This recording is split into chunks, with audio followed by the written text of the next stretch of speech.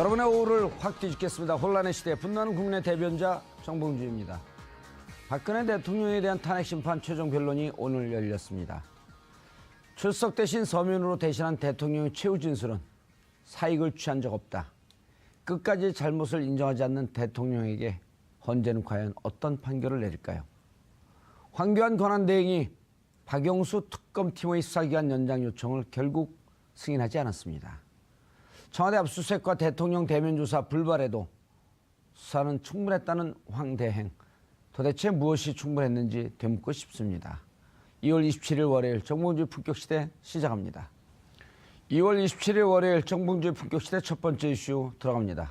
오늘 오후 2시 헌법재판소에서 대통령 탄핵 심판의 마지막 최종 변론이 열렸습니다. 이 문제와 관련해서 세 분의 전문가 모시고 이야기 나눠보도록 하겠습니다. 고재열 시사인 기자 자리하고 계십니다. 네, 안녕하십니까. 예, 지난 주말 17차 촛불 집회 현장 나가보셨나요? 네, 그동안 안 나온다고 타박을 하시길래 예. 지난주에 나갔습니다. 6시 30분 현재 예. 80만 그리고 끝날 무렵에는 100만이 넘었다 그러는데 그날은 저희 TBS 방송 차량 앞에도 엄청나게 많은 사람이 몰려왔고 30만은 아니고 한 3만? 아니, 정말 많이 모였어요. 주말 사이에 겸손해지셨습니까? 예. 왜냐하면 사장님이 현장을 보고 갔거든요. 사장님은 알고 있다. 네, 사장님이 좋아갖고 이렇게 날라다녀요. 네, 많은 수 오셨고 그리고 늘 촛불 집회 가면 얼마나 오셨는지 지하철역에 내려서 그 현장까지 가는데 얼마나 막히느냐로 이렇게 충분히 알 수 있는 것 같습니다. 예. 조금 더 말씀 마저 나누시고 그냥 말씀 계속 할 뻔했어요. 정신 오락가락 해가지고. 놀랐습니다. 예. 여상원 변호사님 예. 자리하셨습니다. 네, 안녕하십니까. 예. 친여 성향인가요? 여성? 친여당성. 아니요, 저는 중립입니다, 항상. 예. 근데 성이 여씨여서. 아니, 성 가지고 놀리거나 누구같이 여성 대통령을 누가 보호해를 뭐냐 이런 거 하면 요새는 이제 구시대 인물로 지켜요. 저는 계속 할 거예요. 건배할 때 위하야. 위하여. 자, 그리고 허성무 전 청와대 비서관님 자리하셨습니다. 예, 반갑습니다. 예. 오늘 재밌는 현상이 많이 발생이 돼요. 그렇죠. 예. 막 지금 진행되고 있는 현장이 있죠. 예, 앞으로 더 재미나는 일이 나올 가능성이 좀 있습니다. 알겠습니다. 지금 헌재 네. 최종 심리가 진행되고 있죠. 예. 지금 상황이 어떻습니까? 오늘 일단은 박근혜 대통령이 역시나 나오지 않고 최후 진술 의견서를 보냈습니다. 예. 간단하게 기호를 말씀드리면 탄핵 소추가 적법하지 않다. 의혹이 사실과 다르며 탄핵이 될 만한 중대한 법 위반이 없었다. 국가기밀 문건을 이렇게 내보내지 않았고 국정농단을 하도록 했다는 거 사실이 아니다. 예. 그리고 사익을 추구하지 않았다. 위법 행위에 관여하지 않았다. 공직자를 이렇게 부당하게 면직한 사실이 없다. 이런 정도의 본인 어떤 해명을 했고요. 그다음에 이제 오늘은 권성동 국회 측 소추위원장과 그리고 박근혜 대리인단은 지금 이동욱 변호사를 시작으로 해서 여러 가지 지금 이제 최후 변론 하고 있는데 그 내용은 조금 이따가 천천히 하도록 하겠습니다. 이게 이제 우리 고재열 기자님이 취재를 한 거고 그다음에 아무래도 현장 상황은 이제 판사 출신, 부장판사 출신. 죄송합니다. 그냥 판사 출신 할 뻔했네. 큰일 나죠. 예, 부장판사 출신에 내리 23년 동안을 아이고, 기억력 좋으십니다. 한 번도 휴직하지 않고 그 23은 귀하고 쉬워. 1, 2, 3 하면 되니까. 맞아요. 예, 혼자서 23년 한 거. 1, 2, 3. 그래서 그 현장 분위기를 좀 이렇게 사람들이 우리가 사진을 볼 수 없으니까 그림을 보듯이 최후 변론 지금 어떻게 진행되고 있는 상황을 좀 말씀을 해 주시죠. 우선 이제 양쪽 대리인단 좌정에 있고 방청객 좀 쫙 나와 있고 그죠? 예. 그러면 이제 헌법재판관 8분이 이제 뒷문으로 입장합니다. 그 방청객이나 변호사는 뒤쪽문, 법정의 뒤쪽문, 그다음 헌법재판관들은 법대 있죠, 법대. 법대 그 뒤쪽에 보면 문이 있습니다. 그래서 보통 판사들은 그 문으로 입정하고, 그다음 아시겠지만 피고인과 검사는 옆문으로 또 입정합니다. 옆문으로 입정. 아니 이쪽으로 했는데 구속돼 있을 때 그쪽으로 갔는데 구속 안 돼 있을 때 그냥 양쪽 다 해보셨네. 그러니까 양쪽 다 해봤죠. 서너 번 수시로 해봤습니다. 옆문으로 딱 이제 뒷문으로 뒷문이라 그래야 되나 뭐라 그래야 되나요? 그게 사실은 메인 문인 거죠. 글쎄 어느 걸 메인 문의하게 될지 하여튼 입장하는 문이 서로 예. 다르기 때문에 들어오면은 전부 다 딱 섭니다. 그 자기 의자 옆에. 그러면 법정 경위라 그러나요? 예. 자, 일동 기립. 그러면 전부 다 일어서서 이제 인사하고. 그럴 때 예. 부장판사가 있을 때 기분이 어떠세요? 일동 기립하면 대통령이 된 듯한 막 이런 기분인데. 전혀 안 그렇습니다. 그게 뭐 하루 이틀이면 모르지만 뭐 예. 23년 동안 하면요. 기립 안 해도 괜찮아요. 별로 기립 기분 안 안 하는 사람 나빠요. 있어도 항의하지 않아요? 뭐라 그러지 않아요? 뭐라 그러죠. 어. 그래야지 앉으면 나머지 전부 다 착석 그러면 전부 예. 앉죠. 그다음에 이제 그 오늘 2월 27일 17차 변론이죠. 예, 17차 변론. 17차 변론을 시작하겠습니다. 선언하고 재판장이 저기 이정미 재판관. 그렇죠. 그다음 오늘은 뭐 이렇게 오늘 진행은 이렇게 하겠습니다. 재판 진행은 이러한 방식으로 하겠습니다. 쭉 하고 그다음 뭐 이 있는지 묻는 사람도 있고 안 묻는 사람도 있고 없다면은 우선 헌법재판 국회 소추인단 진술하시라고 예. 쭉 다 듣고 나서 그다음 대통령 대리인단 최후 진술하시라고 쭉 하고 다 끝나고 나면 이로써 모든 변론을 종결하고 결정이죠. 헌법재판소는 판결이라 안 그래요. 예, 결정. 결정은 언제 이거 선고가 아닌데 고지라 그러는데 여하튼 뭐 선고라 그럽시다. 선고하겠습니다. 그 날짜는 이야기 안 할 겁니다 아마. 예. 왜냐하면은 판결은 선고일을 정해주는데 이 결정이기 때문에 이건 헌법재판소 내에서 이 평의가 되고 예. 판결문이 다 결정문이라 그렇게 결정문이 작성되면 하는 거기 때문에 날짜는 고지 안 했을 가능성이 꽤 많습니다. 그러면은 그 하는 그 결정 하는 날 예. 한 2, 3일 전에 언론에 알리나요? 아니면 어떻게 되나요? 노무현 대통령 탄핵건 같은 경우 3일 전에 예. 알렸죠. 원래 그렇죠. 안 알려도 되지만 워낙 관심이 많고 그다음 또 양쪽에서 뭐 방송국도 준비해야 되고 그렇죠. 여러 가지 그 준비해야 될 게 많기 때문에 원래는 헌법재판소에 뭐 법률위원 신청이라든가 모든 걸 하면요 그냥 집으로 사무실로 날라옵니다. 결정문이 그걸로 끝인데 이 탄핵 재판 같이 온 국민의 관심인 경우에는 날짜를 알려줍니다. 예. 지금 그 변호사님께서 예측하시기에 네. 13일 이전에 할 가능성이 일단은 대단히 높아진 거죠. 지금은 거의 뭐 오늘 최종 변론이고 대통령이 안 나왔으니까 뭐 예. 지금 뭐 그 이후에 또 다시 최후 진술할 기회 달라 하기에는 오늘 이동업 변호사가 예. 대통령의 최후 진술서를 대독했죠. 예. 대통령 뭐 시정 연설도 국무총리 대독하듯이 모든 게 대독이네요. 대독했기 때문에 다시 나와서 한다는 건 말이 안 되고 이 때문에 오늘 결론 내고 그러니까 13일 이전에 13일이 월요일이죠. 예. 이정미 재판관이 퇴임한 날인데 그날 할지 그다음 그 전주 그러니까 9일 10일 정도에 10일 할지 예. 그거는 9일 10일이 맞겠죠. 13일 날 퇴임하면서 그거 뭐 그렇죠. 예. 복잡하고. 좀 예. 모양도 이상하고 그럴 그리고 것 어쨌든 같습니다. 또 퇴임식도 그 정식대로 해야 되잖아요. 근데 퇴임식을 제대로 할 것 같지 않은데요. 왜냐하면 이정미 재판관은 헌법재판소장이 아니고 권한 대행의 기관장들은 보통 아주 그냥 전 직원 모이고 하는데 재판관들은 그렇게 하는 것 같지 않더라고요. 재판관들은 퇴임식은 하는데 그렇게 거창하게 앉지는 거창하게 않고 하지 그냥 인사 말씀 정도 하기 때문에 예. 알겠습니다. 오늘 최종 변론에서 이제 국회 측이 방금 변호사님 말씀하셨듯이 총 4명이 1시간 이내로 변론을 했다고요. 그러고 이제 그 피청구인 측 대통령 측 이제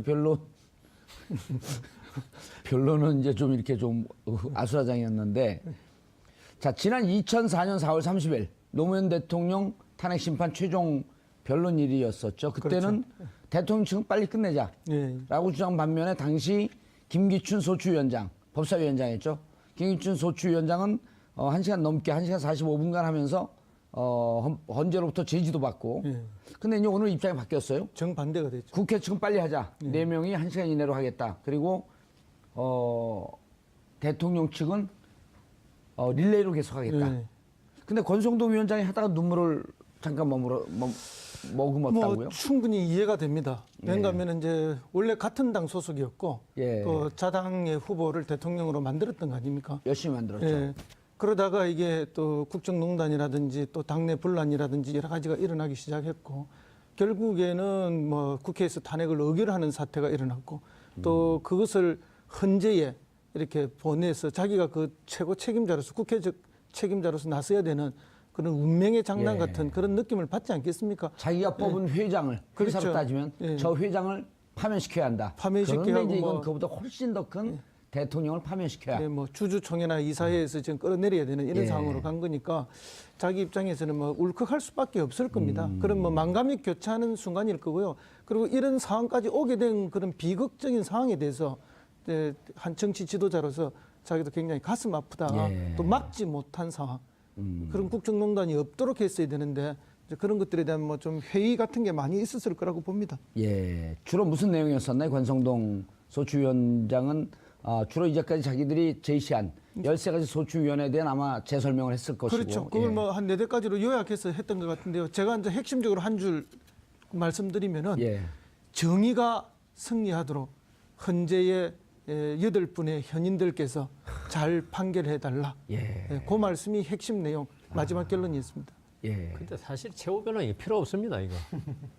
감동적인 얘기하는데 왜 좀 아, 사람이 이성으로 사는 것도 중요하지 감정이 지금 막 감동하고 있는데 탁 들어 시간도 아닌데 원래. 이 감동이 전혀 필요 없는 게. 그래요? 예. 이게 뭐 헌법재판이니까 그거 헌법재판소니까. 하나만 감동하려고 그랬는데 지금 지지하는 당은 틀리지만 정의가 승리할 수 아, 있도록. 제가 언제 당을 어떤 당을 지지한다고 그래 지지한다는 틀렸다고 그랬어요. 아니요, 제가 권성동- 감동을 하려고 그러는데 예. 권성동 위원장하고 저는 아. 당은 틀리지만 그래도 감동을 하려고 그러는데 여상원 변호사께서 아니 왜냐하면요. 예. 이건 보여주기예요. 쇼다 최후 변론은 있죠. 쇼는 아니지만은 의미가 보여주는 게 영어로 쇼인데. 쇼유. 그렇죠. 예. 그런데 그 사실 그 17차 변론까지 오면서 16차까지 오면서 예. 이미 뭘 다투고 뭘 주장하고 증거에 관해서는 뭘 다투고 있고 다 나와 있습니다. 예. 사실은 그래서 이게 그 별 의미가 없어요. 최후 변론이라는 게 이제 우리는 최후 변론을 어디서 많이 하냐면은 형사 재판에서 많이 하죠. 그렇죠. 민사 재판도 최후 마지막에 요새는 많이 하더라고. 법정 가면은 판사님이 그 원고 변호인 피고 대리인이죠. 민사 재판은 마지막에 할 말 있으면 하라 그러면 한두 줄 정도 뭐 간단하게 하는데 형사 재판은 이제 검사 논고 그다음 그 피고인의 변호인의 최후 변론 예. 그다음 마지막에 피고인의 최후 진술까지 있는데요. 사실 그것도 큰 의미는 없어요. 그냥 이미 기록 다 진행한 보고 대로. 뭘 다투고 있는지 다 아는데 그 최후 진술 와가지고 뭐 말한다고 그거 가지고 새로운 뭐 하겠습니까? 아무런 의미가 없어요. 근데 다만 아까 예. 쇼잉. 예. 쇼잉의 의미는 있죠. 이게 이제 아주 중요한 재판이고 그리고 그 많은 지지자들 이쪽 편 지지자 이쪽 편 지지자 보고 있는 데서 우리가 마지막에 이렇게 아까 권성동 위원장 뭐 눈물이 글썽이면서 글썽이 이런 건 사실 역시 정치인이다 이런 느낌은 드는데 검사 출신입니다. 검사 출신의 정치인이잖아요. 그러니까 그런 느낌은 드는데 이게 그 자기를 향한 지지자들한테 의미가 있는 거지. 알겠습니다. 재판장이나 헌법재판관들한테 대해서는 거의 의미가 없다. 알겠습니다. 교수님 그런데 자 이제 이렇게 말씀을 하고 드디어 역사적인 현상이 또 벌어졌어요. 네, 그렇습니다. 대통령 대리인단 측에서 뭐 여러 가지 깡패론이 등장했죠. 나이가 깡패다, 연수가 깡패다, 그다음에 당뇨가 깡패다. 아니 뭐 저기 사법고시 성적이 깡패다가 안 나와서 천만다행인 것 같은데요. 비교할 수가 없죠. 아니 기수가 다 달라도 뭐몇 땡기는 게 있지 않습니까? 아니, 왜 각자가. 이런 일이 벌어졌어요? 왜? 뭐 아니 현상이 그 이제 어떻게 벌어진 지금 겁니까? 대통령 대리인단이 18명인가 그렇잖아요. 예. 대규모 대리인단인데. 별도 대리인단도 18명에 예. 참 18 숫자 참 좋아하네. 근데 이제 이분들 사이에도 뭐 이렇게 소통이 원활하지 않은 것 같아요. 그리고 누가 완전히 주도를 해서 가는 주도권자도 없는 것 같고. 예. 그래서 이제 초기에 하시던 분들 다음에 또 원로들이 몇 번 붙었지 않습니까? 예. 그러니까 원로분들 각자 따르고 초기에 하시던 변호사님들 따르고 이러다 보니까 뭐 중구난방 뭐 다 각자 자기 주장대로 이렇게 가는 것 같아요. 그러다 보니까 흔히 이런 걸 우리가 당나라 군대를 하지 않습니까? 예. 아니, 따로국밥팀. 예, 뭐 일치된 의견도 없고 뭐 엉망으로 움직이는 이런 느낌이 주는데 그게 이제 오늘 현장에서 드러난 누가 그러면 먼저 이야기를 할 것인가? 이분들이 먼저 이야기하는 게 왜 이렇게 중요하죠? 아니, 개별 대리, 각자 대리라고 이야기를 했지 않습니까? 예. 그죠? 그러다 보니까 이제 각자 이야기를 하는 거죠. 팀플레이를 하는 거 아니고. 제일 먼저 해야 제일 각광받을 거 아닙니까? 나중에 뭐 5번째, 10번째, 10몇 번째 가면 누가 귀 기울여 듣는 그러다가 사람이 또 끊길 있겠습니까? 수도 있고. 그럼요. 예. 또 제지도 있을 거고 시간이 너무 많이 걸리면은 그러니까 언제든지 뭐 정치권도 그렇지만 이것도 마찬가지인 것 같아요. 제일 먼저 스타트해서 제일 큰 소리로 말해야만 주목받는 사람이 되니까 또 자기 주장도 강하게 할 수 있고 그래서 그런 것 같은데 그러다 보니까 뭐 나이 순으로 하자, 뭐 순으로 하자, 뭐 연성 기수 순위로 하자. 이 국민들이 보기에 참 이게 참 안타까운 모습이죠. 왜냐하면 변호인단 내에서 미리 질서를 딱 잡아서 와서 정리정돈해서 예쁜 모습으로 이렇게 해야 되는데 그렇지 못하고 오히려 재판부가 정해주는 방식으로 간다면은 이거야말로 참 준비 안 된 변론들이 아닌가 그렇게 싶습니다. 그래서 이정미 재판관이 순서를 정해줬죠. 그런데 제가 볼 때 이 18명입니다. 예. 대리인단 숫자가 18명. 18. 예. 특검 사무실도 18채입니다. 아, 그렇습니까? 예. 아, 이거 뭐 별걸 다 하시는. 그럼요. 저게 이 문제가 있죠. 예. 사실 누가 먼저 하고 누가 뒤에 하고 사실은 아까 제가 최후 진술이 뭐라고 그랬습니까? 그냥 하는 거라고. 예. 그렇기 때문에 그러면 또 하는 그 최후 진술 자체도 그냥 하는 건데 순번이 뭐가 중요하겠습니까? 예. 그래서 제가 볼 때는 이거는 법률적인 법정 아닙니까? 그러면은 처음에 법률적 주장했던 이중환 변호사라든가 최소한 이동업 변호사 법률적 주장을 많이 했어요. 예. 어떤 아스팔트에 피가 흐른다 이런 말은 안 했잖아요. 이 때문에 이 그 헌법재판 최후 변론하면 그 품위를 보여줄 필요가 있거든요. 예. 우리 진짜 중요한 그 역사의 현장을 마무리하는 거 아닙니까 일종의. 예. 여기서라도 품위를 보여줬어야 한다. 그러면요 제가 볼 때는 그 김평우 변호사님이라든가 그다음 서석구 변호사님은 사실은 변론이라기보다는 정치적 유세에 가까운 말씀을 아직 안 했죠. 아직 안 했죠. 아직 안 했지만 그럴 가능성이 예. 많아요. 그렇다면 이분들이 양보를 해야 됩니다.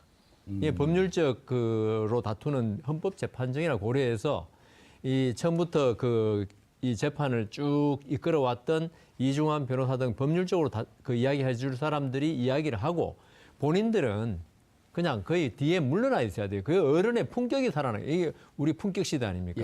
예. 어른의 품격이 살아납니다. 이런 법정에서 마치 정치 유세장에 합동 유세장에 온 것 같이 내가 먼저 말하겠다. 이거 사실 보기가 상당히 안 좋은 거고요. 이런 그 탄핵 재판 같은 경우가 이제 우리 일반 법정에서는 거의 없거든요. 이런 예. 모습이. 이 때문에 처음 보는 건데 이 두 분의 좀 연세 드시고 한참 선배 아닙니까? 예. 좀 자제를 할 필요 있다. 근데 이제 자제 안 되고 지금도 계속 이제 진행되고 있는 거고. 그러니까요. 자, 전체적으로 대통령은 출석하지 않겠다. 어제까지 출석하지 않겠다라고 하는 입장을 분명히 했고요. 네. 헌재에서 오늘 최종 변론이 있으니 26일까지 대통령 출석 여부를 알려줘라 하는데 출석하지 않겠다라고 하는 걸 알려줬고요. 그리고 결국은 오늘 252쪽 52회. 예. 분량의 종합 준비 서면을 제출했는데 주로 무슨 내용을 다루나요? 아까 잠깐 말씀하셨지만 네. 좀 정리를 좀 해주시죠. 핵심적인 내용을. 다시 말씀드리면 일단은 이제 좀 주의 환기를 하는 내용으로 좀 국민들에게 불찰로 국민에게 상처를 주었다. 그리고 국정 운영에 부담을 준 점을 안타깝게 생각한다. 그리고 요게 이제 이 지금 사안에 대한 대통령의 어떤 그 문제 의식을 읽을 수 있고요. 뒤로 이제 구체적인 내용들로 가보면 탄핵 소추가 적법하지 않았다. 그리고 의혹이 사실과 다르다. 뭐 지금까지 계속했던 이제 그런 내용들의 이제 반복인데 여기서 예. 조금 좀 주안점을 둘 수 있는 부분은 뭐냐면 특검 수사나 그다음에 헌재 재판에서 사실관계들이 어느 정도는 밝혀지고 있지 않습니까? 예. 그래서 이전과 좀 달라진 점이 있다면 그렇게 밝혀진 것을 전제로 했을 때 본인이 어떤 식으로 빠져나갈까 하는 부분들이 이제 조금 보이는 것 같습니다. 탄핵이 될 만한 중대한 법 위반은 없었다. 예. 그러니까 그동안에 좀 법 위반들이 나타나긴 했지만 탄핵이 될 만큼 그렇게 큰 건 아니다. 이제 그런 내용이고 국가기밀 문건을 이렇게 이제 그것은 전달한 적이 없다. 그러니까 그건 이제 아주 큰 문제가 되니까 예. 이제 문건들은 같지만 그 정도로 중요한 건 안 같다. 그런 내용이고요. 그리고 국정농단을 하도록 했다라는 게 사실이 아니다. 그러니까 국정농단을 한 최순실이 그런 일은 있을망정 내가 그렇게 하게 놔두지는 않았다. 하게 예. 돕지 않았다. 그런 거고요. 사익을 추구하지 않았다. 뭐 20년 동안 정치라는 동안 추구하지 않았다고 이제 이건 좀 강조를 했었고 그리고 또 위법행위에 관여하지 않았다. 그럼 위법행위는 있을지 모르지만 내가 관여한 것이 아니다. 관여하지 않았다. 그리고 이제 예. 그런 이제 부당하게 공직자를 면직한 적이 없다. 예. 그래서 지금 이제 좀 원론적이긴 하지만 밝혀진 사실을 전제로 해서 본인은 이렇게 이 잘못이 없다. 그런 이제 예. 빠져나갈 여지를 만들었는데 여기에 사실은 이제 좀 싱크가 되려면 이 대통령 대리인단들이 구체적으로 하나하나씩 논박을 해야 하지 않겠습니까? 그러니까 이미 그 시기는 다 지났죠, 이제 뭐 근데. 네, 그래도 어쨌든 그렇게 18명이나 와가지고 때로 와서 자기 정치를 할 것이 아니라 뭐 국회 측에서 얘기한 탄핵사업 13가지에 대해서 하나하나 반박을 하든 아니면 이제 헌재가 정리한 5가지 이제 중요한 헌법 법률 위반에 대해서 또 논박을 하든 이제 그런 내용으로 가야 됐는데 이분들은 모두 그냥 자기 정치만 하고 계신 것 같습니다. 예. 변호사님, 가장 이제 눈에 띄는 뭐 여러 가지 아니다 뭐 사익을 취한 바 없다 그런데 이제 가장 눈에 띄는 것 중에 하나가 최순실에 의한 국정농단 이제 이게 시작점 아닙니까? 그렇죠. 사실과 다르다는 것을 강조하면서 그냥 최순실이란 존재가 좋은 자에 불과했다. 그런데 우리가 몇 차례 얘기했지만 지난해 2016년 4월서부터 10월까지 이른바 차명폰 혹은 대포폰으로 통화를 한 게 573회란 말이에요. 그러면은 하루 평균 3번 정도 통화를 했다는 건데 이거 그냥 단순 조력자로 이렇게 설명하고 관여하지 않았다. 이게 납득이 갈 거라고 생각하고. 그래서 아까 우리 고 기자님 말씀하셨지만 예. 대통령 최후 진술 내용이 아까 좀 전에 들어보셨잖아요. 예. 아니다. 사익 추구 없다. 그게 대통령이 작년 10월 며칠부터 한 이야기 그대로입니다. 그렇죠. 예. 그래서 내가 최후 진술 들을 필요 없다는 거죠.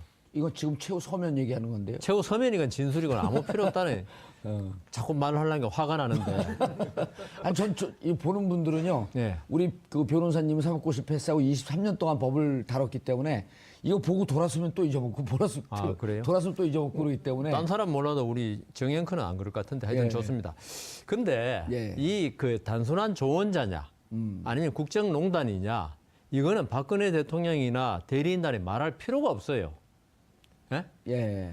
573회 그다음 뭐 하루에 3번 이상 통화했으면요. 이걸 가지고 판단하는 건 헌법재판소 재판관이 판단하는 겁니다. 이게 조언인지 아니면 국정농단인지 대통령 대리인단은 뭘 해야 되냐 하면은 이 573회가 아니다 입증을 해야죠. 하거나 예. 아니면 573회 내용들이 전부 다 아침에 밥 먹었냐, 예. 뭐 저녁에 잘 잤냐. 그럼 뭐 1분 미만의 통화를 했든지. 1분 미만 통화도 좋고 2분만 예. 통화하는데 오늘 gen날 어디 가서 뭐 밥 누구하고 먹었냐. 왜 여성들 흔히 나이 한 50, 60 넘으면 예. 맨날 하는 통화 있잖아요. 예. 실컷 이야기하고 나서 아이고 빨리 끊고 나중에 이야기하자는 거예요. 많이 그런다 그래요. 그 식으로 예. 뭐 최순실 씨하고 대통령하고 뭐 벌써 몇십 년 70 몇 년대부터 아니까 예. 서로 아주 친하잖아요. 그래서 개인적인 오늘 아침에 매니큐어는 뭐 발랐냐 뭐 이런 식의 이야기 같으면 그런 걸 입증하라 이거예요. 그럼 국정농단 아니잖아요. 그렇죠. 그런 걸 입증을 하면. 매니큐어 뭐 발랐냐 그게 국정농단 됩니까? 안 됩니다. 안 되죠. 예. 그래서 그 대통령 대리인단은 이렇게 뭐 이게 수상조례 얘기할 게 아니고. 이게 국정농단이 아니고 그냥 조력자, 예. 조언자 예. 이렇게 말하는 거는 있죠. 이거는 법률가의 태도는 아니다. 오히려 좀 전에 말씀드린 그런 걸 밝혀가지고 이 최순실이 한 역할에 대해서 대통령의 뜻에 맞게 뜻이라면 뜻에 맞게 그냥 하찮은 일을 그냥 소소한 일상의 대화를 나눌 것이다. 그런 걸 해야 되는 거죠. 예. 그러니까 지금 대통령이 아까 뭐 나중에 또 이야기할지 모르지만 강요냐 뭐 이런 거 다 마찬가지입니다. 그러니까 그 판단 사항은 헌법재판관에 맡기라 이거죠. 알겠습니다. 이제 그 오늘 마지막까지 그 대통령 측 대리인단과 국회 그 소추위원들하고 이제 좀 부딪힌 부분이 국회 대통령 7시간 이 부분에 대해서 특검이 의미 있는 사실, 특검이 결국 세월호 7시간을 밝히려고 김영재 원장을 마지막까지 조사하다 결국 그 밝혀내지 못했단 말이에요. 그러니까 그렇게 의미 있는 사실을 밝혀내지 못한 것을 아무것도 없지 않았냐라고 하는 게 조금 새로운 측면이거든요. 근데 이제 그래 반면에 국회는 세월호 사고 시 박 대통령은 전화 받을 수 없는 상태였다라고 새로운 사실을 얘기했어요. 그렇죠. 예. 예. 그러니까 이제 특검에서 완벽하게 뭐 분단위로 뭘 했는지까지는 지금 수사에서 밝혀내지를 못했지 않습니까? 예. 특히 오전 시간, 아침 시간이 제일 중요한데 그러나 이제 그 시간대에 대통령이 10시쯤에 보고를 받았으니까 최소한 1시간 반 정도는 사고가 일어나고 온 국민이 다 알고 있지만 대통령만 지금 모르고 있었던 거 아닙니까? 예. 그 시간대에 대통령이 보고받을 수 없는, 전화받을 수 없는 상황에 있었던 건 아닌가 하는 걸 역으로 이야기할 수 있는 거죠. 그래서 대통령이 어쨌든 중대한 대통령직을 수행하는데 그 순간에 어떤 문제가 있었다는 것을 이야기하는 거고요. 그다음 또 최초 보고 후에 대통령이 그 대응 방식 즉각적으로 중앙재난 그 연구 본부에 가야 되는데 안 가고 뭐 한 두 시간 반인가 걸려서 갔지 않습니까? 또 그런 늑장 대응이라든지 그리고 그 이외 태도에서 보여주는 게 이 몇백 명이 죽고 몇백 명이 다친 백몇십 명이 다친 이 사건에 대해서 본인이 얼마나 주도적이고 중심적으로 관여해야 되는지에 대한 생각이 별로 없이 그 뭐 해경이나 하는 일 정도로 이렇게 했던 이런 여러 가지들을 봤을 때 국민들의 생명권을 지켜내는 데 있어서 매우 소홀히하고 대통령직의 엄중함에 대해서 그런 생각이 좀 없었던 것이 아닌가라는 부분을 별도로 오늘 지적하고 강조를 했습니다. 예, 그래서 헌법 10조 위반이다라고 하는 얘기를 했는데 변호사님 이렇게 그 사실 구체적인 근거나 이런 걸 제시하지 않고 국회 측에서 물론 법정 다툼이기 때문에 전화받을 수 없는 상태였다라고 말하는 건 가능한가요? 주장이기 때문에? 괜찮습니다.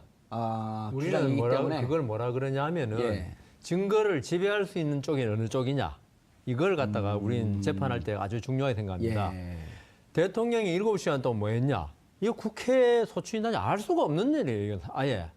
그 시간에 대통령과 같이 있었던 것도 아니고 국회 소추인단 측에서. 대면 조사가 된 것도 아니고. 그러면 이 7시간에 대한 여러 가지 뭐 행방이라든가 했던 일이라든가 이건 대통령과 가장 측근만이 알 수 있는 부분 아닙니까? 그렇죠. 증거를 지배하고 있다고 그래서. 7시간에 대한 증거를 지배한 건 대통령 측이다. 그러면요. 대통령 측에서 사실을 밝혀야 돼요. 그죠? 7시간 동안 뭐 했는지는 다른 사람은 제가 어떻게 알겠습니까? 정 의원 알아요? 몰라요. 모르죠. 증거를 지배하지 않고 있기 때문에 아주 유식한 말 같지 않아요? 증거를 지배하고 있다. 증거가 없다 그러면 되죠. 뭐. 아니요. 우리는 증거를 지배하고 있다 그래요. 왜냐하면 재판에서는 가장 중요한 게 입증 책임이거든. 증거를 댈 책임이 누구한테 있느냐 이건데 이 부분에 관해서는 저는 딴 거는 모르겠지만 세월호 7시간은 대통령 측에서 해명해야 된다. 알리바이라고 뭐 옛날 누가 그랬는데. 여기서 그랬어요. 그렇죠. 내가 아니라고 그래 알리바이 아니라고 그랬는데 또 생각이 나네.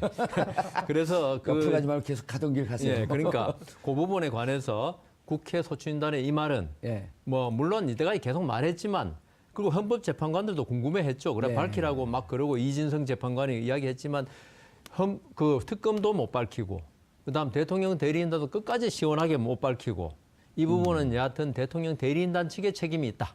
그렇게 생각합니다. 알겠습니다. 허 교수님 마지막에 이제까지 이제 세월호 7시간을 밝히려고 노력을 했다가 근데 마지막에 좀 단정적으로 얘기했어요. 물론 국민들이 이 시간에 뭐 프로포폴을 맞았다고 주장하는 사람들도 있고 뭐 했다고 주장하는 사람들도 있지만 어쨌든 이것은 확인되지 않은 미확인 정보의 SNS상에 유통되는 것일 뿐일 텐데. 그렇죠. 국회 소추인단이 이 부분에 대해서 어찌 보면 좀 세게 얘기한 거예요. 대통령 대리 전화 받을 수 없는 상태다라고 하는 건 세게 얘기한 건 마지막에 헌재 재판관들의 무슨 심리를 주려고 하는 그런 마지막 강탈을 날린 거 아니냐 이런 느낌도 좀 드는데요. 그러니까 이제 추정할 수 있는 모든 것들이 많이 있지만 그거는 우리가 증거도 없고 또 증거를 가진 자, 아까 방금 증거를 지배하는 자들이라 했는데 그들도 내놓지 않기 때문에 이제 정리할 수 있는 최대의 선이 전화를 받을 수 없는 상태 내지는 뭐 다른 사람들이 연락을 취할 수 없는 상태였던 건 분명하지 않습니까? 그러니까 그렇게 종합 정리를 했고 그런 상태의 국가 원수 대통령 행정부의 수반이 놓여 있었던 것은 뭔가 국가 경영에 국가 운영에 큰 하자가 있는 것이다. 그러니까 대통령의 지휘 수행에 문제가 있었다는 것을 분명히 하는 그런 이야기를 전달한 것이죠. 그런데 그것 때문에 헌법재판소에서도 방금 변호사님 말씀하셨지만 내놔라라고 대통령 대리인단에서 분명하게 이야기하죠. 뭐 했노? 내놔라. 이렇게 이야기를 했는데 그 끝내 내놓지 않았지 않습니까? 그러니까 그 책임은 대통령 책에 있는 것이죠. 알겠습니다. 시사인이 단독 보도했어요? 요거 이제 간단히 설명드리면 헌법재판소는 헌법 위반을 다투기 때문에 헌법에 있는 국민의 생명권 보장을 했느냐 못했느냐를 따지기 위해서 내놔라라고 강력하게 요청을 할 수 있는 반면에 특검 같은 경우는 이제 법률로 들어가면은 이게 특검법의 수사 대상인지 아니면 범죄에 해당하는지 그렇게 따져봐야 되니까 그럼 좀 사실은 소극적일 수밖에 없지 않습니까? 그래서 이쪽에 대해서도 이제 좀 수산했지만 특검에서 밝힌 것은 핵심적인 의혹에 대해서는 유의미한 사실을 찾지 못했다. 여기서 이제 유의미한 사실이란 거는 국민들이 그때 혹시 뭐 시술 받은 거 아니야? 뭐 한 거 아니야? 폴폴 마신 거 아니야? 예. 그거를 명확하게 얘기해 줄 수는 없다라는 이제 그런 내용인 것 같고요. 예. 대신에 부수적으로 몇 가지 조사된 것이 있다 이렇게 얘기를 했는데 저희 이제 취재진이 그 부수적으로 조사된 내용을 듣고 그리고 또 다른 어떤 부분에 추가 취재를 해서 특히 이제 주진우 기자가 이 부분을 이제 규명을 했는데 이 세월호 사건 당일에 뭐를 했는지는 모르겠지만 그 뒤로 한 달여 동안 정말 구조에 있어서 그리고 세월호 참사에 대한 어떤 이 처리에 있어서 가장 중요한 기간에 대통령은 멍 빼는 주사를 지속적으로 맞았다. 그래서 그것들이 이제 사진 자료도 있고 그리고 진술이나 여러 가지 이제 정황 조건으로 이제 추론을 해보고 그리고 예. 그럼 왜 그렇게 계속 멍 빼는 주사를 맞아야 했을까? 그러니까 계속 대통령이 지금 공개석상에 나와야 되는데 멍이 계속 남아 있어서 뭔가 의심과 의혹을 받을 수 있으면 안 되니까 그런 주사를 맞았겠지 않습니까? 그러면 그 주사를 필요로 하는 그 전에 무슨 어떤 시술을 했겠느냐. 그래서 이제 지금 추론으로는 줄기세포 시술 가능성이 있다. 그리고 그것에 대해서 성형외과 의사나 전문가들도 의혹을 제기하는 상태. 요 정도로 네. 저희가 지금 이제 아니 그러니까 기사를 취재했습니다. 봤더니 김영재 원장이 네. 처음에 이제 청와대 들어간 건 2014년 한참 12월이라고 얘기를 하고 있고 2014년 4월 21일쯤에도 들어가서 멍 빼는 주사를 맞았는데 멍 빼는 주사는 시술을 받고 하루 이틀 있을 때 가장 멍이 도드라지게 나타나고 예. 그럼 21일쯤 맞았으면 적어도 하루 이틀, 2, 3일, 3, 4일 전에는 이 시술을 받은 거 아니냐라고 하는 추론이 가능했던 거라는 거 아니에요, 기사 그 내용은? 대목에서부터 이제 출발을 해서 예. 그리고 추적을 해봤더니 계속적으로 지속적으로. 예. 그리고 4월 19일이 세월호에서 첫 시신 수습된 날이고 4월 20일 그 다음 날은 시신이 무더기로 나오면서 국민들이 정말 온 국민이 멘붕에 빠지고 슬픔에 빠지는 그 시간이었는데 4월 20일, 21일 전후에서 멍 빼는 주사를 맞았다라고 하는 것이 과연 납득할 만하냐? 네. 라는 이제 기사 내용이었단 말이에요. 예, 근데 그렇죠. 이건 정확하게 취재가 된 거죠? 그러니까 썼겠죠? 제가 주진우 기자를 별로 신뢰하지 않았어. 제가 예. 잠깐만 멘트하자면은 예. 어떻게 보면 있죠. 예. 이 400 몇 명인가의 생명하고 대통령의 얼굴 미용하고 어느 게 중요하냐라는 인식의 차이 아닌가, 인식을 드러내는 게 아닌가. 옛날에 군주 시대 때 있죠. 정확하게 304명입니다. 그리고 295명이 희생됐고 9명이 아직 미수습 상태입니다. 아, 그렇습니까? 예. 그런데 군주 시대 때 보면 있죠. 예. 국가의 모든 사람이나 모든 게 군주의 소유거든요. 그때는 백성이라는 게 인권이 없어요. 인격이 없어요. 예. 인격이라는 게 고매한 인격이 아니고 그래서 이 부분에 관해서 대통령 헌법소추단에 특별히 이야기하는 의미가 있다. 그 대통령이 어떤 진짜 민주주의 국가에서는 국민이 주인이고 예. 대통령은 이들을 보호하는 게 가장 중요한 임무거든요. 뭐 세월호 문제만이 아니라 그런데 대통령이 그런 의무를 게을리하고 본인의 어떤 미용에 신경을 썼다. 이게 과연 이거는 법적으로는 사실 형법상 업무상 과실치사는 안 되거든요. 그래서 이 문제가 중요했고 근데 한편으로 생각하면 국회 소추인단은 왜 이 이야기를 지금 아주 중요한 날 제시했을까? 약간의 깨름직한 건 있어요. 지금 우리가 제일 중요하다고 생각하는 건 뇌물죄 아닙니까? 예. 근데 뇌물죄에 관해서 그 헌법재판관들한테 확실한 심정은 못 심어줬다는 생각을 할 수도 있어요. 이 소추단이. 예. 왜냐하면 지금 유죄 판결이 난 것도 아니고 대통령을 특검이 조사해가 뇌물 받았다는 걸 시인받은 것도 아니고 그래서 이 문제를 들고 나왔지 않을까 이런 생각도 조금 해봅니다. 알겠습니다. 허 교수님, 지금 이제 지난번에 지난주 그 태극기 집회 때 김평호 변호사가 탄핵 반대 집회 출석해서 헌재에서 판결을 내리면 무조건 승복해야 하냐? 우리가 무슨 노예냐? 그러니까 법치주의 헌법 정신을 다 부정하는 발언을 했는데 마지막에 지금 문제 제기하고 있는 게 뭐냐면 탄핵 소추 의결을 일괄 투표하는 거. 그러니까 13개를 제시했는데 그걸 일괄적으로 다 투표하는 게 과연 적법하냐라고 하는 것 하나 하고 그다음에 헌재 판인 체제가 위헌이다.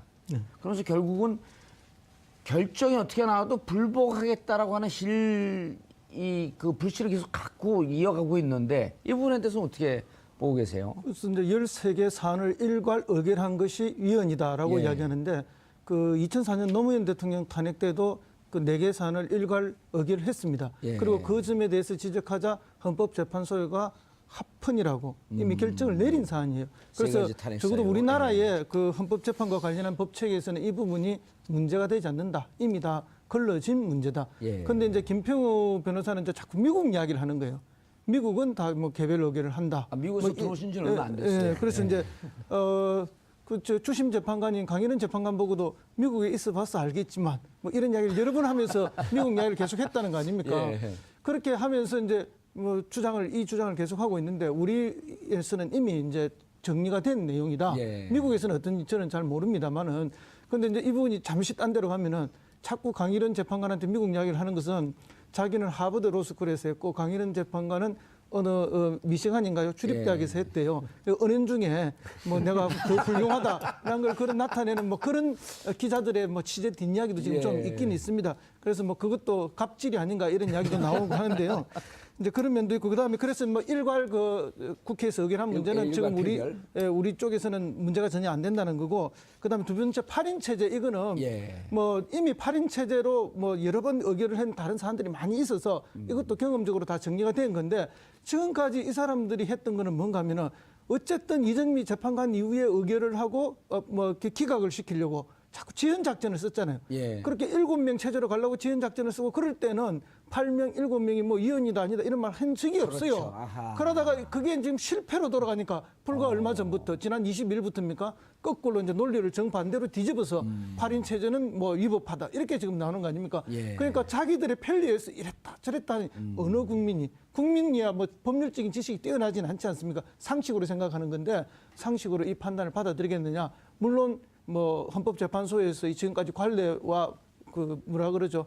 뭐 대법원에서는 판례라 그러는데 그런 것으로 봤어도 이것은 말이 되지 않는다 이렇게 두 가지. 그러니까 지난번에 이제 1월 19일 날 그 이재용 부회장이 그 구속영장이 기각이 되니까 그때 이제 그 대통령 대리인단 측에서 이거 봐라 뇌물죄 아니다. 근데 이번에 이제 또 구속되니까 그 재판과 이것과는 관계가 없다. 그냥 좀 일관되게 그러니까. 지난번에 우리 아주 여기 고재열 기자가 멋진 얘기를 했어요. 거짓말도 좀 성의 있게 해라. 거짓말을 하려도 일관성 있게. 모순되는 말이죠. 왜요? 거짓말은 무슨 성의 있게 합니까? 그렇게 하는 사람도 있어요. 거짓말인데. 사기꾼들은 아주 성의 있게 합니다. 그런데 예. 요 부분에 대해서는 정말 분명하게 모든 법조인들이 이것이 문제가 없다라고 하는데 동의를 하고 있잖아요. 그렇죠. 모든 법정에 김평우 변호사하고 서석구 변호사 동의 안 하고 있습니다. 이분들은 동의 안 하고. 근데 문제가 없는 거죠, 여기에는. 제가 볼 때 8인이라는 거 있죠. 예. 이건 물론 헌법재판소에서 4대4로 그 결정해가지고 뭐 위헌이 아니다 했지만은 지금 말하는 건 정치적인 말이죠. 헌법재판소법을 제가 하도 이상해서 자꾸 주장하니까 이제 들어오기 전에 보니까 7명이 심리할 수 있도록 헌법재판소법이 그렇게 돼 있어요. 7명이 넘으면? 네, 7명 넘으면. 그래서 그러려면은 이분들 말씀대로 하려면은 헌법재판소법에 대한 위헌 법률 심사를 받아가지고 이 헌법재판소법이 헌법의 정신, 재판관 9명으로 재판하는 걸 우리가 헌법 정신으로 구현하고 있는데 이 헌법재판소법이 우리 헌법에 위배된다. 위헌 심판 제청을 받아가지고 위헌 법률 받았으면 지금 위헌이 되죠. 그런데 지금 이 법에 대해서 위헌이란 견해가 뭐 판결도 돼가지 위헌 심판 청구도 안 했고 지금 엄연히 살아있는 법에서 7명은 넘으면 심리할 수 있다고 돼 있는데 이걸 가지고 자꾸 위헌 그러면요. 진짜 그 뭐 아닌 것을 아니라고 하는데 뭐 대장금에 나오는 유명한 대사 있지 않습니까? 그거 어떻게 되는 겁니까? 안 되죠. 그러니까 이미 7명을 최소 의결 정족수라고 보고 있는데. 정족수가 헌법재판소법에 그렇게 돼 있다니까요. 헌법재판소법에. 그게 위헌이 되지 않은 이상은 여기에 7명 하는 걸 자꾸 위헌이라 그러면요. 법률 안 보고 말씀하십니까? 이렇게 말 들을 수 있죠. 그러니까요. 이렇게 말하는 분들이 변호사하고 헌법재판소법을 너무나 잘 알고 계시잖아요. 그러면서 이렇게 말을 하니까 정치적일 수밖에 없다. 정치적일 수밖에 없고 탄핵 이유를 노린다. 지지자들에게 헌법재판소의 재판이 정치적이고 편향적이고 잘못된 것이다. 다만 그 이정미 재판관이 그때 왜 8명이 하면 위헌이라고 할 때 의견을 냈었어요. 8명이 하면 위헌이 아니냐. 그렇지만 그때 소수 의견이었고 그래서 끝났는데 아마 이정미 재판관이 지금 권한 대행하고 있는데 당신이 옛날에는 그렇게 말해놓고 지금 이거에 대해서 어떻게 생각하냐. 근데 뭐 이건 근데 아까도 말씀드렸다시피 헌법재판소법 23조인가 22조에 그게 그걸 위헌 선고받지 않은 이상은 이 주장을 하는 게 뭐 정치적으로 이렇게 내세운 거는 몰라도 법률적으로는 전혀 당치 않죠. 알겠습니다.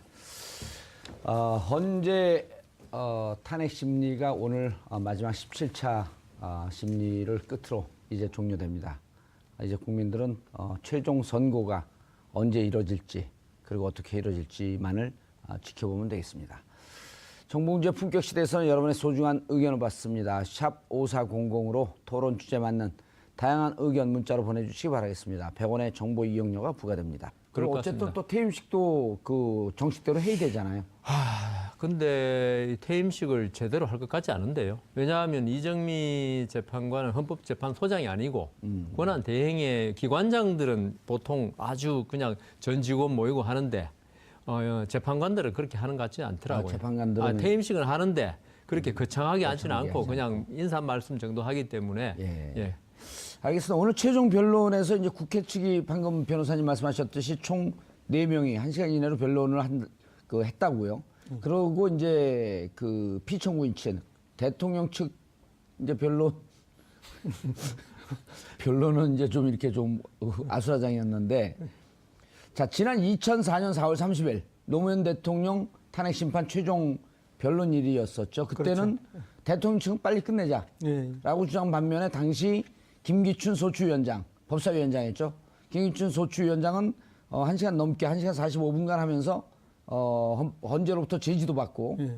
근데 이제 오늘 입장이 바뀌었어요. 정반대가 됐죠. 국회 측은 빨리 하자. 4명이 1시간 이내로 하겠다. 그리고 대통령 측은 릴레이로 계속하겠다. 예. 근데 권성동 위원장이 하다가 눈물을 잠깐 머금었다고요? 뭐 충분히 이해가 됩니다. 왜냐하면 이제 원래 같은 당 소속이었고 예. 또 자당의 후보를 대통령으로 만들었던 거 아닙니까? 열심히 만들었죠. 예. 그러다가 이게 또 국정농단이라든지 또 당내 분란이라든지 여러 가지가 일어나기 시작했고 결국에는 뭐 국회에서 탄핵을 의결하는 사태가 일어났고 또 그것을 헌재에 이렇게 보내서 자기가 그 최고 책임자로서 국회적 책임자로서 나서야 되는 그런 운명의 장난 예. 같은 그런 느낌을 받지 않겠습니까? 자기가 뽑은 회장을 회사로 그렇죠. 따지면 예. 저 회장을 파면시켜야 한다. 파면시켜야 그런데 하고 이제 이건 뭐- 그보다 훨씬 더 큰 대통령을 파면시켜야. 네, 뭐 주주총회나 이사회에서 지금 끌어내려야 되는 이런 예. 상황으로 간 거니까 자기 입장에서는 뭐 울컥할 수밖에 없을 겁니다. 그런 뭐 만감이 교차하는 순간일 거고요. 그리고 이런 상황까지 오게 된 그런 비극적인 상황에 대해서 한 정치 지도자로서 자기도 굉장히 가슴 아프다. 예. 또 막지 못한 상황. 그런 국정농단이 없도록 했어야 되는데 이제 그런 것들에 대한 뭐 좀 회의 같은 게 많이 있었을 거라고 봅니다. 예. 주로 무슨 내용이었었나요? 권성동 소추위원장은 주로 이제까지 자기들이 제시한 13가지 소추위원회에 대한 아마 재설명을 했을 것이고. 그렇죠. 그걸 예. 뭐 한 4대까지로 요약해서 했던 것 같은데요. 제가 이제 핵심적으로 한 줄 말씀드리면은 예. 정의가 승리하도록 헌재의 8분의 현인들께서 뭐지 전부 착석 그러면 예. 전부 앉죠. 그다음에 이제 그 오늘 2월 27일 17차 변론이죠. 예, 17차 변론. 17차 변론을 시작하겠습니다. 선언하고 재판장이 저기 이정미 재판관. 그렇죠. 그다음 오늘은 뭐 이렇게 오늘 진행은 이렇게 하겠습니다. 재판 진행은 이러한 방식으로 하겠습니다. 쭉 하고 그다음 뭐 이 있는지 묻는 사람도 있고 안 묻는 사람도 있고 없다면은 우선 헌법재판 국회 소추인단 진술하시라고 예. 쭉 다 듣고 나서 그다음 대통령 대리인단 최후 진술하시라고 쭉 하고 다 끝나고 나면 이로써 모든 변론을 종결하고 결정이죠. 헌법재판소는 판결이라 안 그래요. 예, 결정. 결정은 언제 이거 선고가 아닌데 고지라 그러는데 여하튼 뭐 선고라 그럽시다. 선고하겠습니다. 그 날짜는 이야기 안 할 겁니다 아마. 예. 왜냐하면은 판결은 선고일을 정해주는데 이 결정이기 때문에 이건 헌법재판소 내에서 이 평의가 되고 예. 판결문이 다 결정문이라 그렇게 결정문이 작성되면 하는 거기 때문에 날짜는 고지 안 했을 가능성이 꽤 많습니다. 그러면은 그 하는 그 결정 하는 날 예. 한 2, 3일 전에 언론에 알리나요? 아니면 어떻게 되나요? 노무현 대통령 탄핵건 같은 경우 3일 전에 예. 알렸죠. 원래 그렇죠. 안 알려도 되지만 워낙 관심이 많고 그다음 또 양쪽에서 뭐 방송국도 준비해야 되고 그렇죠. 여러 가지 그 준비해야 될 게 많기 때문에 원래는 헌법재판소에 뭐 법률위원 신청이라든가 모든 걸 하면요 그냥 집으로 사무실로 날라옵니다 결정문이. 그걸로 끝인데 이 탄핵 재판 같이 온 국민의 관심인 경우에는 날짜를 알려줍니다. 예. 지금 그 변호사님께서 예측하시기에 네. 13일 이전에 할 가능성이 일단은 대단히 높아진 거죠. 지금은 거의 뭐 오늘 최종 변론이고 대통령이 안 나왔으니까 뭐 예. 지금 뭐 그 이후에 또 다시 최후 진술할 기회 달라 하기에는 오늘 이동업 변호사가 예. 대통령의 최후 진술서를 대독했죠. 예. 대통령 뭐 시정 연설도 국무총리 대독하듯이 모든 게 대독이네요. 대독했기 때문에 다시 나와서 한다는 건 말이 안 되고 이 때문에 오늘 결론 내고 그러니까 13일 이전에 13일이 월요일이죠. 예. 이정미 재판관이 퇴임한 날인데 그날 할지 그다음 그 전주 그러니까 9일 10일 정도에 10일 할지 예. 그거는 9일 10일이 맞겠죠. 13일 날 퇴임하면서 그거 뭐 그렇죠. 예, 복잡하고. 좀 예. 모양도 이상하고 여러분의 오후를 확 뒤집겠습니다. 혼란의 시대 분노하는 국민의 대변자 정봉주입니다. 박근혜 대통령에 대한 탄핵 심판 최종 변론이 오늘 열렸습니다. 출석 대신 서면으로 대신한 대통령의 최후 진술은 사익을 취한 적 없다. 끝까지 잘못을 인정하지 않는 대통령에게 헌재는 과연 어떤 판결을 내릴까요? 황교안 권한대행이 박영수 특검팀의 수사기간 연장 요청을 결국 승인하지 않았습니다. 청와대 압수수색과 대통령 대면 조사 불발에도 수사는 충분했다는 황대행. 도대체 무엇이 충분했는지 되묻고 싶습니다. 2월 27일 월요일 정봉주의 품격시대 시작합니다. 2월 27일 월요일 정봉주의 품격시대 첫 번째 이슈 들어갑니다. 오늘 오후 2시 헌법재판소에서 대통령 탄핵 심판의 마지막 최종 변론이 열렸습니다. 이 문제와 관련해서 세 분의 전문가 모시고 이야기 나눠보도록 하겠습니다. 고재열 시사인 기자 자리하고 계십니다. 네, 안녕하십니까. 예, 지난 주말 17차 촛불 집회 현장 나가보셨나요? 네, 그동안 안 나온다고 타박을 하시길래 예. 지난주에 나갔습니다. 6시 30분 현재 예. 80만 그리고 끝날 무렵에는 100만이 넘었다 그러는데 그날은 저희 TBS 방송 차량 앞에도 엄청나게 많은 사람이 몰렸고 30만은 아니고 한 3만? 아니, 왜 정말 많이 모였어요. 주말 사이에 겸손해지셨습니까? 예. 왜냐하면 사장님이 현장을 보고 갔거든요. 그 사장님은 알고 있다. 네, 사장님 좋아갖고 이렇게 날라다녀요. 네, 많은 수 오셨고 그리고 늘 촛불 집회 가면 얼마나 오셨는지 지하철역에 내려서 그 현장까지 예. 가는데 얼마나 막히느냐로 이렇게 충분히 알 수 있는 것 같습니다. 예. 조금 더 말씀 네. 마저 나누시고 그냥 말씀 계속 할 뻔했어요. 그러니까요. 정신 오락가락 해가지고. 놀랐습니다. 예. 여상원 변호사님 예. 자리하셨습니다. 네, 안녕하십니까. 예. 친여 성향인가요? 여성? 친여당성. 아니요, 저는 중립입니다, 항상. 예. 근데 성이 여씨여서. 아니, 성 가지고 놀리거나 뭐, 예. 누구같이 여성 대통령을 누가 보호해를 뭐냐, 이런 거 하면 요새는 이제 구시대 인물로 찍혀요. 저는 계속 할 거예요. 건배할 때 위하야. 위하여. 자, 그리고 허성무 전 청와대 비서관님 자리하셨습니다. 예, 반갑습니다. 예. 오늘 재밌는 현상이 많이 발생이 돼요. 그렇죠. 예. 막 지금 진행되고 있는 현장이 있죠. 예, 앞으로 더 재미나는 일이 나올 가능성이 좀 있습니다. 알겠습니다. 지금 헌재 네. 최종 심리가 진행되고 있죠. 잘 판결해달라. 예. 예, 그 말씀이 핵심 내용, 마지막 결론이었습니다. 예. 근데 사실 최후 변론이 필요 없습니다, 이거. 감동적인 얘기하는데 왜 좀 아, 사람이 이성으로 사는 것도 중요하지 감정이 지금 막 감동하고 있는데 탁 들어 시간도 아닌데 원래 이 감동이 전혀 필요 없는 게. 그래요? 예. 이게 뭐 헌법재판이니까 그거 헌법재판소니까. 막 감동하려고 그러는데 지금 지지하는 당은 틀리지만 정의가 승리할 수 있도록 제가 언제 어떤 당을 지지한다고 그래 지지한다는 틀렸다고 그랬어요. 아니요 제가 감동을 하려고 그러는데 권성동 위원장하고 저는 당은 틀리지만 그래도 감동을 하려고 그러는데 여상원 변호사께서 아니 왜냐하면요. 예. 이건 보여주기예요. 쇼다 최후 변론은 있죠. 쇼는 아니지만은 의미가 보여주는 게 영어로 쇼인데 쇼유. 그렇죠. 예. 그런데 사실 17차 변론까지 오면서 16차까지 오면서 예. 이미 뭘 다투고 뭘 주장하고 증거에 관해서는 뭘 다투고 있고 다 나와 있습니다. 예. 사실은 그래서 이게 그 별 의미가 없어요. 최후 변론이라는 게 이제 우리는 최후 변론을 어디서 많이 하냐면은 형사 재판에서 많이 하죠. 그렇죠. 민사 재판도 최후 마지막에 요새는 많이 하더라고. 법정 가면은 판사님이 그 원고 변호인 피고 대리인이죠.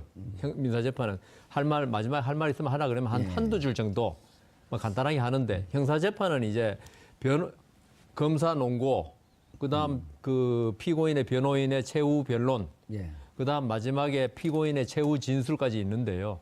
사실 그것도 큰 의미는 없어요.